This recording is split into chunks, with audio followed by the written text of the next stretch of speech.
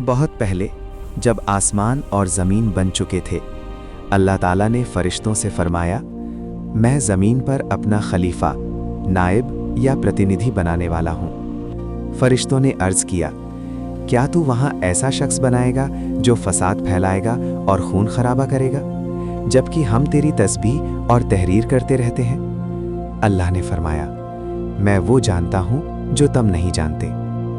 फिर अल्लाह ने हज़रत आदम अलैहिस्सलाम को मिट्टी, कुछ जगहों पर काले गारे, सूखी मिट्टी या अलग अलग ज़मीनों की मिट्टी से बनाया। मिट्टी से उनका जिस्म तैयार हुआ, लेकिन 40 साल तक वो बेजान पड़ा रहा।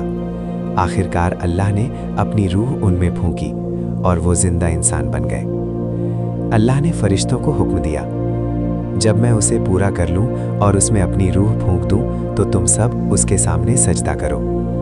सारे फरिश्तों ने सजदा किया, लेकिन इब्लीस जो जिन्नात में से था और बहुत इबादत करता था ने घमंड किया और सजदा नहीं किया। उसने कहा, मैं उससे बेहतर हूँ, तूने मुझे आग से बनाया और उसे मिट्टी से। इस वजह से अल्लाह ने इब्लीस को अपनी रहमत से निकाल दिया और उसे शैतान बना दिया। शैतान ने बद्दुआ मांगी कि वो क़यामत तक इंसानों को गुमराह करता रहेगा। हज़रत आदम और हव्वा अलैहिस्सलाम को अल्लाह ने जन्नत में रखा। वहाँ उन्हें हर तरह की नेमतें थीं। सिर्फ एक पेड़ शजरे ममनू के पास जाने से मना किया गया और फरमाया गया, इस पेड़ के करीब मत जाना वरना जालिमों में से हो जाओगे। शैतान ने दोनों को बहकारा। उसने कहा, तुम्हारा रब ने तुमसे इस पेड़ से सिर्फ इसलिए मना किया है ताकि तुम दोनों फरिश्ते ना बन जाओ या हमेशा रहने वाले ना हो जाओ। हज़रत आदम और हव्वा ने गलती से उस फल को खा लिया। तुरंत उनके बदन के कपड़े उतर गए और वो शर्मिंदा होकर अपने आप को पत्तों से ढकने लगे। अल्लाह ने उन्हें पुकारा, क्या मैंने तुम्हें उस पेड़ से मना नहीं किया था और क्या शैतान तुम्हारा दुश्मन नहीं था? दोनों ने तुरंत तौबा की और कहा, ऐ हमारे रब, हमने अपने आप पर जुल्म किया। अगर तू हमें माफ़ ना करेगा और रहम ना करेगा तो हम घाटे में रह जाएंगे।